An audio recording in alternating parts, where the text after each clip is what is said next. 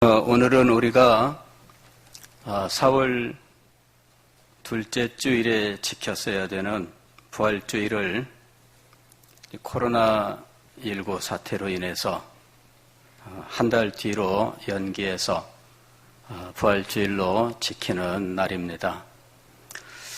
그동안에 이 부활주일을 맞아서 또 부활절, 원래의 부활절 그 주일로부터 부활을 주제로 해서 말씀을 생각하는 중에 있습니다.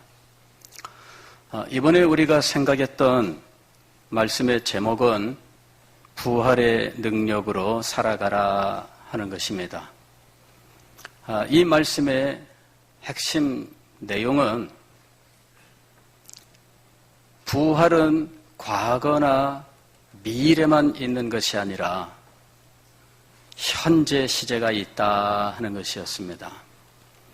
예수님께서 부활하셨다는 것은 과거의 일입니다. 우리가 세상 끝날에 다시 부활할 것입니다 라는 것은 부활의 미래였습니다. 그러나 부활의 신앙이란 과거와 미래만 존재하는 것이 아니라 현재를 위한 것이라는 것과 부활의 현재가 우리에게 있어야 한다 하는 사실을 함께 생각을 했던 것입니다. 그리스도의 부활과 그 생명은 오늘 우리의 현재의 삶을 위한 것입니다. 언제나 우리는 현재 우리의 삶 속에서 그리스도의 생명과 부활의 능력이 역사할 수 있기를 소망해야 하고 그 생명 가운데 살아가야 하는 것입니다. 초대교회 예수님께서 승천하신 이후에 한 줌밖에 안 되는 성도들이 모여 있었습니다. 그들은 너무나 작고 보잘것없었습니다. 예수님이 안 계시기 때문에 그들은 흩어지고 사라지면 그뿐인 존재들이었습니다. 그러나 그들은 흩어지지 않았습니다. 그들은 두려워하던 사람들이었지만 그러나 더 이상 두려워하지 않는 사람들로 변화되었습니다. 그들은 담대하게 나아가서 오히려 그리스도께서 부활하셨노라고 증거했습니다. 그들은 흩어지지 않고 공동체를 이루었습니다. 그들은 어디에 있든지 구별되는 사람들이 되었습니다. 그리고 예배의 날이 변화되는 놀라운 변화가 일어났습니다. 그때까지 유대인들은 안식일 날 하나님 앞에 제사를 드렸는데 이제는 예수님께서 부활하신 날 주일을 지키게 되었습니다. 예루살렘이 멸망한 이후에 유대인 성도들은 교회 안에서 점점 사라지고 이방인에게 전파된 복음은 왕성하여 이방인들이 교회의 성도들의 대부분이 되었을 때 이제는 유대인들이 예배드리던 안식일은 더 이상 교회 안에서 지키지 않게 되었고 예수님이 부활하신 날을 예배의 날로 지키게 되었습니다. 그리고 오늘 우리는 하나님 앞에 예배드리는 날로 주일을 지키고 있는 것이지요. 이 모든 변화는 어디에서 온 것일까요? 그것은 예수 그리스도의 부활이 그 생명과 능력이 그들 가운데 역사하였기 때문입니다. 주 예수 그리스도, 우리가 흔히 사용하는 용어입니다. 이 용어가 이 모든 변화를 담고 있습니다. 우스갯소리로 주 예수 그럴 때 성은 주시요 이름은 예수인가? 그래서 주씨들이 굉장히 참 자랑스럽죠. 예수님 주씨. 이 주씨는 아주 대단해요. 하씨도 물론 못지않죠. 하나님 하씨. 예. 그런데 주 예수 혹은 주 예수 그리스도 할 때 우리는 이것을 어떤 특정 인물, 우리의 주님이요 우리의 구주로 섬기는 예수님이라고 하는 어떤 분을 지칭하는 용어로 사용하고 있어요. 그런데 알고 보면은 이 용어들이 단지 예수님이라고 하는 어떤 분을 지칭하는 어떤 이름이나 혹은 호칭으로만 사용될 수 없는 신학적 의미가 있다 하는 것입니다. 예수님은 그리스도요 주님이시다라고 하는 복음을 한마디로 압축하고 있는 것입니다. 주 예수 그리스도라는 것은 복음의 압축이에요. 복음을 가장 작게 압축하여 최종적으로 남는 것이 무엇이 아니냐면은 주 예수 그리스도예요. 그리고 이것이 신약 성경의 대주제인 것입니다. 오늘 우리가 읽은 사도행전 2장 36절에서 사도 베드로는 이렇게 이야기합니다. 그런즉 이스라엘 온 집은 확실히 알지니 너희가 십자가에 못 박은 이 예수를 하나님이 주와 그리스도가 되게 하셨느니라. 예수는 주님이시다. 예수는 그리스도이시다라고 하는 것은 신약 성경의 대주제입니다. 사도행전 28장 31절 제일 마지막 절을 보게 되면 사도 바울이 재판을 받기 위하여 로마에 가서 지내는 동안 그는 감옥에 갇히지 않고 새 집을 얻어서 거처하게 되었는데 그 거처에서 자유롭게 자신에게 맡겨진 사명을 감당했다고 기록하고 있습니다. 바울은 그곳에서 하나님 나라를 전파하며 주 예수 그리스도에 관한 것을 담대하게 거침없이 가르치더라. 주 예수 그리스도예요. 주 예수 그리스도, 바로 이것이 사도 바울이 전했던 모든 것이었어요. 이것이 사도들이 들고 나가서 전했던 모든 것이었습니다. 주 예수 그리스도, 이것이 복음의 핵심이요 요약이요 그리고 신약 성경의 대주제라고 하는 것이죠. 요한복음 20장 31절 말씀을 보면 사도 요한이 요한복음을 기록한 목적을 이렇게 이야기합니다. 오직 이것을 기록함은 너희로 예수께서 하나님의 아들 그리스도이심을 믿게 하려 함이요 또 너희로 믿고 그 이름을 힘입어 생명을 얻게 하려 함이니라. 주 예수 그리스도, 바로 이 말 때문에 기독교는 유대교가 아니라 기독교가 될 수 있었던 거예요.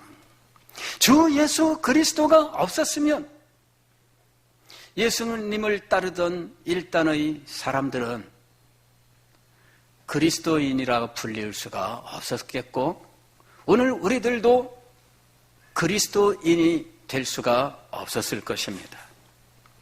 왜 우리는 기독교라고 이야기를 할까요? 이것은 그리스도교라는 말입니다. 주 예수 그리스도 때문에 그리스도교, 즉 기독교가 된 거예요. 주 예수 그리스도, 바로 그 말 때문에 예수교가 된 겁니다. 대한예수교 장로회. 왜 우리는 예수교, 기독교가 되었고 유대교가 되지 아니하였을까? 왜 우리는 유대인들이 우리와 같은 형제와 자매라고 생각하지 않게 되었을까? 그것은 주 예수 그리스도, 바로 이 말 때문이에요. 여기에 나오는 이 말들은 각각 의미가 있습니다. 예수라는 말은 역사 속에 있었던 어떤 한 인물에 대한 이야기예요. 당시 예수님 당시에 그 유대인들 사이에 예수라고 하는 역사적인 한 인물에 대한 이야기였습니다. 십자가에 달려 돌아가신 역사적인 인물, 바로 그분을 이야기하는 것이었습니다. 베들레헴에서 태어났으나 나사렛 사람이라고 불리웠던 분, 그리고 가버나움에 복음 기지를 두시고 갈릴리를 다니시면서 복음을 전파하셨던 바로 그분, 때로는 예루살렘에 올라오셔서 성전을 척결하시기도 하셨고 병자들을 고치시고 귀신을 쫓아내셨으나 하나님의 나라를 전파하셨던 바로 그 역사적인 분, 그분을 가리키는 말입니다. 누가 예수라고 이름을 정했다고 해서 그가 예수님이 되는 것이 아닌 것은, 예수님이란 반드시 역사적인 바로 그분을 가리키는 것이기 때문입니다. 근데 그분이 그리스도라는 것이에요. 그분이 주님이라는 것입니다.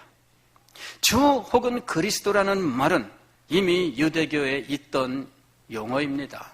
그럼에도 불구하고 주 그리스도라고 하는 이 용어를 사용함에도 불구하고 예수님을 믿고 따르던 일단의 유대인들이 유대교가 되지 않은 이유가 있어요.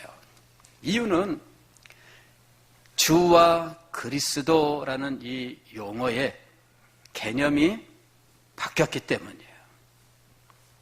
용어는 똑같이 쓰고 있으나 그 용어가 담고 있는 내용이 달라요. 가령 여기 컵이 있습니다. 여기에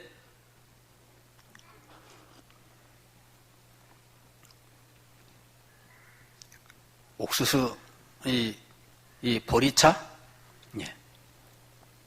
여기다가 와인을 담으면 똑같은 컵인데 와인을 담으면 무슨 컵이 될까요? 와인컵이 되겠죠. 예. 이게 지금 차를 담는 컵입니다. 그런데 여기에 와인을 담으면 와인컵이 되는 거예요. 즉 유대교에도 주님이라고 하는 말이 있어요. 그리스도라는 말이 있어요. 그러나 똑같지 않습니다. 왜냐하면 이 안에 담겨 있는 내용이 달랐다는 거예요. 그 변화는 어떻게 일어났을까? 예수님도 유대인입니다. 제자들도 유대인입니다. 당시 초대교회를 이루었던 사람들도 유대인들입니다. 그런데 왜 이 유대인들은 유대교인이 되지 않았을까요? 그들은 새로운 것을 담고 있었기 때문이에요. 그리스도라는 이 말 속에 새로운 것이 담겼고 주님이라고 하는 말 속에 새로운 것이 담겼기 때문이에요. 그리스도라는 말은 헬라어입니다. 원래는 이것이 히브리어 메시아의 번역어예요. 메시아를 헬라어로 번역하면 그리스도가 되는데, 그러므로 예수님은 메시아다라는 이야기죠. 유대교에서는 메시아를 어떻게 생각하고 있었느냐 하면, 그들은 오랜 옛날부터 조상 때로부터 메시아가 오시기를 소망했어요. 그런데 그들이 기다렸던 메시아의 모습은 이런 것이었습니다. 모든 이방인 세력들을 물리치고 승리자로서 성전을 회복하고 공평과 정의로 다스리는 나라를 이 땅에 건설한다라는 것입니다. 유대인들을 압제하던 모든 이방 나라와 민족들을 물리치는 것과 무너졌던 하나님의 성전을 건축하는 것과 공평과 정의로 통치하는 나라를 건설하는 것, 바로 이것이 메시아라는 것이죠. 그래서 그들은 그런 메시아를 소망했습니다. 어떤 사람이 군대를 조직화하거나 혹은 백성들을 조직화해서 이방인들에게 대항해서 일어나면 사람들은 그를 메시아라고 기대했어요. 그래서 유대의 역사 속에서 헬라 나라와 대항해서 일어난 전쟁도 있고 로마에게 대항해서 일어난 전쟁도 있는데, 그때마다 사람들은 그 지도자를 메시아라고 생각을 했어요. 왜냐하면 그들이 생각했던 메시아는 이방인들을 물리치고 성전을 회복하며 공평과 정의로 다스리는 유대인의 왕국을 세우는 존재이기 때문이에요. 그래서 유대인 중에 누군가 백성들을 조직화해서 밀란을 일으키고 통치자들에게 대항해서 전쟁을 일으키면 그를 메시아인가 기대하면서 따라갔던 거예요. 그런데 유대인들이 기대하던 그 메시아는 예수님하고 너무나 달라요. 예수님은 이방인들과 전쟁하신 적이 없습니다. 사람들이 많이 따라다녔지만 그들을 조직화하고 군대화하고 로마와 싸우는 일을 행한 적이 없습니다. 과거에 우리나라 소설가 김동리 씨가 사반의 십자가라고 하는 소설을 썼는데 그 소설을 보면은 물론 그분이 성경의 여백 속의 의미들을 자기 나름대로 추정한 것이지만은 상상한 것이지만은 거기에 예수님에게 이제 이 열심당원들이 와서 우리랑 함께 로마와 대항하여 군대를 일으켜서 이 민족 나라를 회복하자 이렇게 요청하는 장면들이 나와요. 그런데 예수님은 나의 나라는 땅에 있지 않다 그러면서 거절을 해요. 그런데 예수님하고 같이 십자가에 매달렸던 세 강도 중에 한 사람이 바로 예수님에게 와서 요청했었던 그 인물이다. 이런 식으로 끝까지 예수님을 비난했었던 존재가 바로 그다. 이제 이런 식의 어떤 소설 내용이 있어요. 알고 보면은 유대인들의 소망 그것은 세상을 향한 것이었어요. 그러나 예수님은 유대인들이 기다리던 그 메시아가 아니었습니다. 그분은 성전을 회복하는 것이 아니라 오히려 성전을 깨끗하게 할 뿐만 아니라 성전을 헐라 그랬습니다. 성전을 헐라 내가 사흘 만에 다시 세우리라. 예수님은 유대인들이 기대하던 예루살렘 시온산의 성전을 회복하는 분이 아니라 당신의 육체를 가리켜서 성전이라고 말씀하셨던 거예요.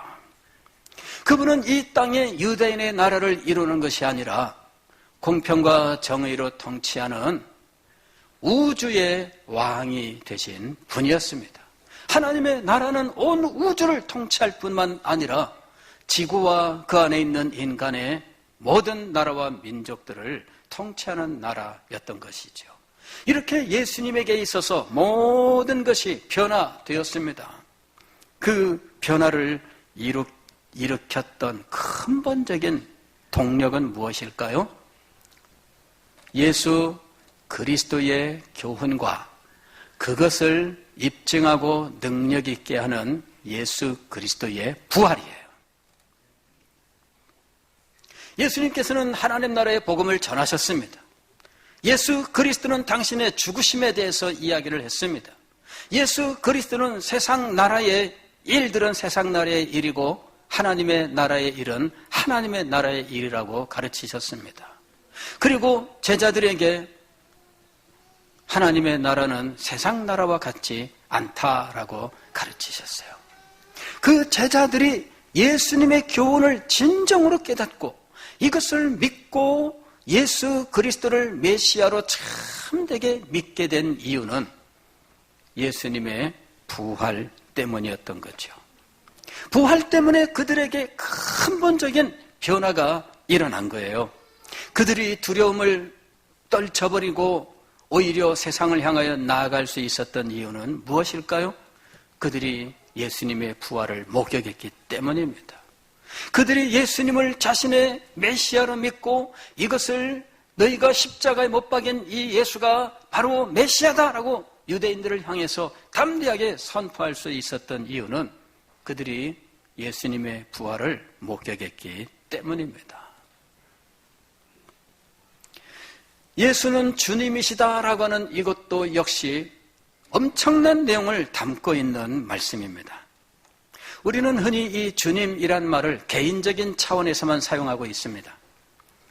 경건 생활에 있어서 예수님을 주님이라고 부른다든지, 좀 더 성숙한 사람은 예수님은 내 삶의 주인입니다 라고 고백을 하겠지요. 그러나 예수님은 주님이시다 혹은 주 예수라고 하는 말은 이것보다 더 크고 더 놀라운 의미를 담고 있는 용어입니다. 당시 이방 세계에서 주님이라고 하는 말, 헬라어로는 큐리오스라는 말인데, 이 말은 어떤 의미를 가지느냐 하면 황제를 가리키는 말이에요. 주님이라고 하는 말은 황제를 가리켜요. 황제를 가리켜서 큐리오스라고 부르는 거예요. 여러분, 예수님을 하나님의 아들이라고 했을 때 로마 사람들은 이 말을 어떻게 받아들일까요? 우리는 하나님의 아들 예수 그리스도 하면은 그냥 그런가 보다 하고 그냥 넘어가요. 그러나 이 로마인들은 하나님의 아들 예수 이러면은 굉장히 신성 모독 혹은 황제 모독으로 받아들일 가능성이 큽니다. 왜냐하면은 황제는 하나님의 아들, 신의 아들로 주장하고 있었기 때문이거든요. 신의 아들, 한문으로 쓰면 신의 아들이지만 이거를 우리말로 하면 뭐라고 해야 돼요? 하나님의 아들이에요. 하나님의 아들. 여러분, 중국의 황제를 한자로는 뭐라고 불러요? 천자. 천자가 번역한 즉 하나님의 아들이에요. 인간의 역사 속에서 특별한 어떤 존재를 가리켜서 하나님의 아들이라고 불렀어요. 그 특별한 존재는 황제. 황제는 왕을 거느리는 만왕의 왕을 가리키는 말입니다. 그런데 그 만왕의 왕인 황제는 인간 중에 특별한 존재로서 자신을 하나님의 아들로 자처했고, 그가 하나님의 아들이기 때문에 신의 반열로 올려서 황제 숭배가 이루어진 겁니다. 그래서 예수 그리스도는 주님이시다, 큐리오스다라고 주장하고 예수는 하나님의 아들이다라고 이야기한다면, 로마인들은 현재 우리의 황제 이외에 또 다른 황제가 있다는 말인가 이렇게 생각하는 거예요. 과연 사도행전 17장을 보면 이 사도 바울의 복음 전파에 대하여 고소가 들어오는데 뭐라고 하느냐면 또 다른 임금이 있다고 하더라, 이렇게 고소가 들어와요. 또 다른 왕이 있다고 하더라 고소가 들어옵니다. 왜? 예수 그리스도는 주님이시다, 하나님의 아들이시다 라고 전했는데 이것을 어떤 로마인들은 또 다른 임금이 있다는 말이구나 라고 받아들인 거예요. 즉 예수님이 주님이시다 라고 하는 것은 통치자이되 당시에 가장 탁월한 통치자를 의미하는 것으로 받아들이는 거예요. 그것이 당시 사람들의 이해입니다.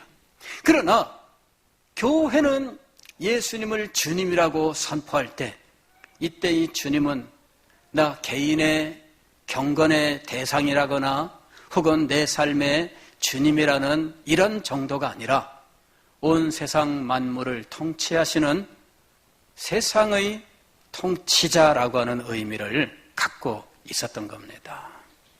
주 예수 그리스도라고 믿었을 때 예수님은 이 세상의 통치자다라고 하는 믿음을 그곳에서 고백을 했던 거예요. 그 주님이라고 하는 그릇 속에는 예수님이 세상의 통치자라고 하는 내용이 담겨 있었던 거예요. 이방인들이 들을 때에는 우리 황제를 말하는 건가 또 다른 황제를 말하는 건가 했지만, 그러나 우리가 예수님을 주님이라고 할 때에는 단지 세상의 왕을 가리키는 것이 아니었습니다. 성경은 하나님께서 예수 그리스도를 지극히 높였다고 이야기합니다. 하나님의 우편 보좌에 앉게 하셨다고 합니다. 그리고 온 우주 만물이 그 앞에 무릎을 꿇어 그를 주님이라고 부르게 하셨습니다. 그를 주님이라고 부르게 하셨습니다. 그래서 온 세계 만물이 그 앞에 무릎을 꿇는 것입니다. 온 세상 사람들이 그 앞에 무릎을 꿇는 것입니다. 세상의 모든 왕들이 그 앞에 무릎을 꿇는 것입니다. 왜냐하면 하나님께서 그를 지극히 높이셔서 세상 만물의 주가 되게 하셨기 때문입니다. 이 변화가 어디서 온 것일까요? 예수 그리스도의 부활입니다.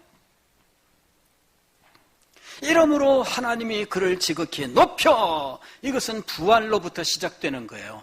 부활하신 예수 그리스도는 승천하셨고 하나님께로부터 이 세상 만물을 통치할 권세를 받으셨습니다. 그래서 하나님이 그를 주가 되게 하셨던 겁니다. 주 예수 그리스도라고 고백할 때 우리는 예수님이 이 세상의 통치자라고 하는 사실을 고백하고 있는 것입니다.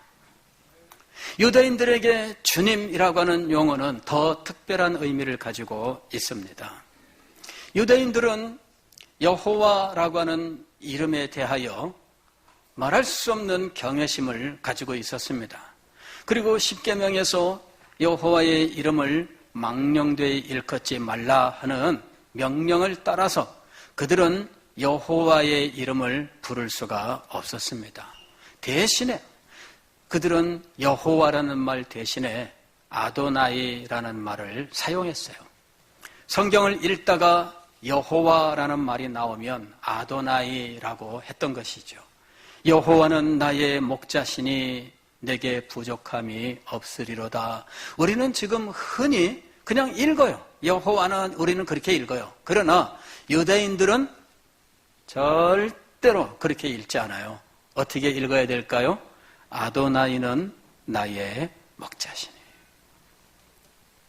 아도나이가 무슨 의미일까? 주님이란 말이에요. 주님. 아도나이는 나의 주님이란 말이에요. 나의 주님. 여기서 아돈이란 말이 주님이란 말이에요. 아이란 말은 나라는 의미예요. 나. 아도나이, 나의 주님. 그래서 현대 영어 성경 중에는 여호와라는 용어를 모두 Lord로 바꿨어요. 그런 성경이 있습니다. 그래서 My Lord, My Lord, Lord라고 그래요. 왜? 유대인의 전통을 따라서 여호와라는 이름을 부르지 않고 주님이라는 말로 대체한 거예요. 자, 예수님이 주님이시다라고 할 때 유대인들에게는 그 말이 어떻게 들릴까요? 예수님은 여호와 하나님과 같은 분이시다. 이렇게 들리는 거예요. 즉, 이 주님이란 말은 예수 그리스도의 하나님 되심, 그 신성을 가리키는 용어가 되었던 거예요. 자, 예수 그리스도께서 이적도 행하셨습니다. 예수 그리스도께서 귀신도 쫓아내셨습니다. 예수 그리스도께서 병도 고치셨습니다. 그러나 예수 그리스도께서 하나님으로 인정되신 것은 그의 부활 때문이었습니다. 예수 그리스도의 부활 때문에 우리는 예수님을 하나님으로 믿을 수 있게 된 거예요. 그것도 없이 아무나 그렇게 주장하면 안 됩니다.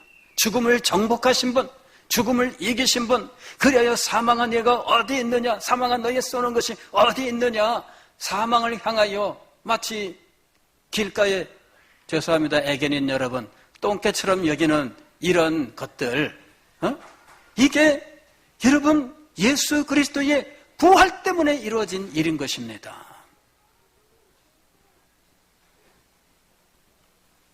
초대교회는 예수 그리스도의 부활을 목격하고 부활에 증인된 것이었습니다. 그리고 그것이 그들의 의식세계, 그들이 평생 믿어왔었던 모든 믿음, 그 모든 것들을 바꾸어 놓게 된 거예요.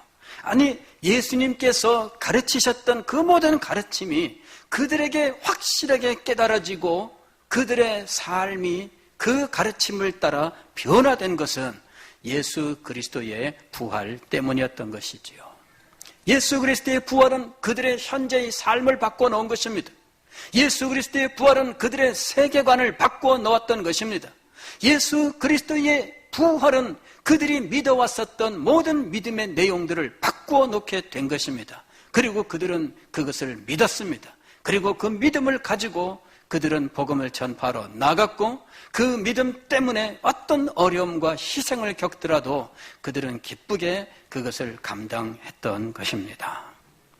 사랑하는 성도 여러분, 오늘도 우리의 생각이 바뀐다면, 오늘도 우리의 삶의 가치관이 바뀐다면 아직도 우리에게 부활의 능력이 역사해야 하는 것입니다.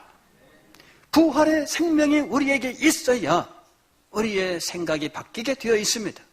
부활의 생명이 역사해야 우리는 삶의 목표가 바뀌는 거예요. 왜 우리의 삶에 능력이 없을까요? 왜 우리의 삶이 변화되지 않을까요? 예수 그리스도의 부활에 대하여 우리가 제대로 알지 못하기 때문이에요. 이것을 참되게 경험하지 못하기 때문입니다. 사랑하는 성도 여러분, 예수님께서 다시 살아나셨습니다. 예수 그리스도께서 잠자는 자들의 첫 열매가 되셨습니다.